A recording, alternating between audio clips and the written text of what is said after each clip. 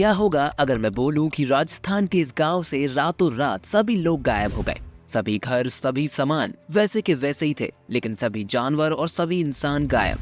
और कहाँ गए, कैसे गए, कुछ भी नहीं पता। यहाँ तक कि अगली सुबह उनके पैरों के निशान भी नहीं पाए गए। आखिर ऐसा क्या हुआ था कि ये एक रात में 44 गांव के लगभग 600 घर के लोग अचानक गायब हो गए। भारत की इस रहस्यमयी जगह की कहानी रोंगटे खड़े कर देगी। स्वागत है आपका दोस्तों आज की शानदार वीडियो में, जहां हम सच की रोशनी फैलाते हैं और जिज्ञासा की अग्नि को भड़काते हैं। तो दोस्तों आज बात करेंगे राजस्थान में स्थित जैसलमेर से 18 किलोमीटर दूर बसे गाँव कुलधारा की, जहाँ ऐसे राज दफन हैं जिस पर से अभी भी पर्दा उठना बाकी है। यह गांव पिछले 170 सालों से वीरान पड़ा है। एक ऐसा गांव जो रात ही रात में वीरान हो गया और सदियों से लोग आज तक नहीं समझ पाए कि आखिर इस गांव के वीरान होने का राज क्या था। लेकिन एक समय ऐसा भी था जब ये गांव हर तरह की सुविधाओं से परिपूर्ण था। यहाँ लोग हंसी खुशी से रहते थे। आज के वक्त में इस गांव में मौजूद खंडर इस खूबसूरत गांव के होने की गवाही देते हैं।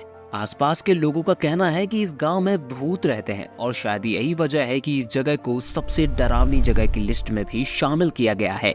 लोगों का कहना है कि उन्होंने यहाँ बच्चों के रोने की आवाज और चूड़ियों की आवाज सुनी है। यहाँ तक शाम को 5 बजे के बाद अंदर किसी को भी आने की परमिशन नहीं है। राजस्थान सरकार ने भी इस गांव के बाहर बाउंड्री और एक बड़ा गेट बनवा दिया है।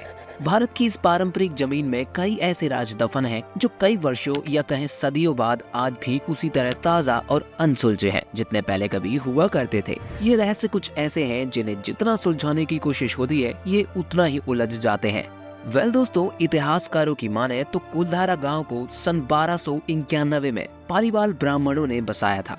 इस गांव में 600 घर के लोग एक साथ मिलजुल कर रहते थे। आपको बता दें कि यहाँ पे रहने वाले लोग बहुत बुद्धिमान होते थे। उसके पीछे का कारण था कि उस जमाने में भी उन लोगों ने इस तरह के घर बनवाए थे जिसका कोई जवाब नहीं। इसके अलावा वो लोग बहुत धनवान भी हुआ करते थे और एकता में विश्वास रखते थे। इन सब बातों के बावजूद एक ही सवाल बार बार आता है कि आखिर ऐसा क्या हुआ था उस गांव में कि रातों रात सभी लोग कुलधारा से गायब हो गए। तो दोस्तों आपको बता दें कि ये सब सालिम सिंह की वजह से हुआ था। सालिम सिंह जैसलमेर का दीवाना था और कुलधारा गांव भी उसी में आता था। सालिम सिंह बहुत ही क्रूर था। उसकी क्रूरता के किस्से दूर दूर तक मशहूर थे और इसके पीछे भी एक वजह थी। दरअसल हुआ ये था कि सालिम सिंह जब 11 वर्ष के थे तब उनके पिता को राजद्रोह के आरोप में मृत्यु की सजा दे दी गई थी। तभी से सालिम सिंह क्रूर बन गए। उनके पिता सोनार किले में दीवान थे। अपने पिता की मृत्यु के बाद ही सालिम सिंह ने सोनार किले को अपना बनाने का सोच लिया था और इस नफरत की आग की वजह से उसने सोनार किले जैसे ही किला बनवाया और उसका किला राजा के किले से भी ऊंचा बनवाया। राजा को जब ये बात पता चली तो उनसे रहा नहीं गया और उन्होंने सालिम सिंह के किले के 2 मंजिल को तोड़ने का आदेश दे दिया। उसके बाद एक दिन ऐसे ही सालिम सिंह यूं ही कुलधारा गाँव के सड़कों पर निरीक्षण के लिए निकला था। तभी उसकी नजर गांव की एक ब्राह्मण की लड़की पर गई जो उसे पहली नजर में इतनी पसंद आ गई कि उसने ब्राह्मण की लड़की से शादी करने की जिद कर ली। अपनी शिक्षा की वजह से सालिम सिंह ने कुलधारा गांव के लोगों को बहुत परेशान किया। कुलधारा गांव के लोग एक साथ एकता के साथ रहते थे, इसलिए गांव के किसी एक को भी प्रॉब्लम होती थी तो पूरा गांव ही परेशान होता था। सालिम सिंह ने एक भी तरीका नहीं छोड़ा होगा कुलधारा गांव के लोगों को सताने का। लेकिन वहाँ के ब्राह्मण इतने धनवान थे कि वो बार बार इस रिश्ते के लिए मना कर देते थे। उसके बाद सालिम सिंह इतनी नीचता पे गिर गया कि कई बार उसने ब्राह्मण की लड़की को उठवाने की कोशिश भी की, लेकिन हर बार वो हार जाता। कुलधारा के लोग इस बात के बिल्कुल विरोध में थे कि उनके गांव की बेटी की शादी किसी दूसरे जाति के लड़के से हो। गाँव वालों के लिए धर्म संकट की स्थिति बन गई थी। एक तरफ सालिम सिंह का दबाव और दूसरी तरफ अपना स्वाभिमान। अंत में सालिम सिंह ने हार मानकर कुलधारा में संदेशा भिजवा दिया कि अगर अगले पूर्णिमा तक उन्होंने उस लड़की को उनके पास नहीं भेजा तो सालिम सिंह कुलधारा पर अपने सैनिकों के साथ आक्रमण कर देगा। इस संदेशा से तो मानो गांव में हलचल मच गई। सभी परेशान होकर इस समस्या का समाधान खोजने लगे, लेकिन किसी को कोई समाधान नहीं मिल पा रहा था।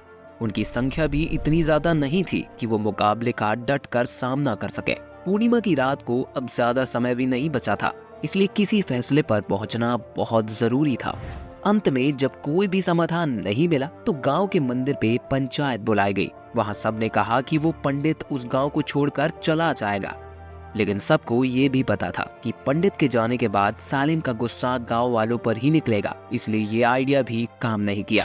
फिर अंत में अपने मान सम्मान को बचाने के खातिर सभी गांव वालों ने ये फैसला किया कि वो इस गांव को छोड़कर कहीं दूर चले जाएंगे और वहां एक नए सिरे से अपनी शुरुआत करेंगे। फिर क्या था, पूर्णिमा की रात को सभी लोग जरूरी सामान लेकर गांव से निकल गए और जाते जाते उन्होंने इस गांव को श्राप दिया कि इसके बाद ये गांव कभी नहीं बसेगा। जो भी यहाँ रहने आएगा उसकी जिंदगी बर्बाद हो जाएगी। इसके बाद पूर्णिमा के बीत जाने के बाद सालिम सिंह वही अपने सैनिक के साथ पहुंचा तो वो एकदम हैरान हो गया।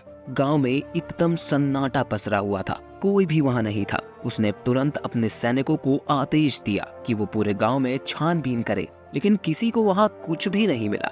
इसके बाद सालिम सिंह के सैनिकों ने इस गांव में बसने की बहुत कोशिश की, लेकिन उनके लाख कोशिशों के बाद भी वो उस गांव में नहीं बस पाए, क्योंकि उनके साथ कभी ना कभी कुछ न कुछ बुरा हो ही जाता था। वो वहां बिल्कुल भी खुश नहीं रहते थे। जब से कुलधारा के लोगों ने इस गांव को छोड़ा है तब से गांव वीरान पड़ा है। कई बार जांच पड़ताल के बाद बहुत से लोगों ने ये दावा किया है कि यहाँ पर नेगेटिव एनर्जीज हैं। क्या आप कभी कुलधारा गए? अगर नहीं गए तो क्या आप कभी जाना चाहेंगे? अपने व्यूज आप हमें कमेंट करके बता सकते हैं। आज की वीडियो में बस इतना ही। अगर आपको ये वीडियो पसंद आई हो तो इसे लाइक करके चैनल को सब्सक्राइब करना बिल्कुल भी ना भूलें। हम आगे भी ऐसे ही वीडियोस लेकर के आते रहेंगे। मिलते हैं अगली वीडियो में। Thank you.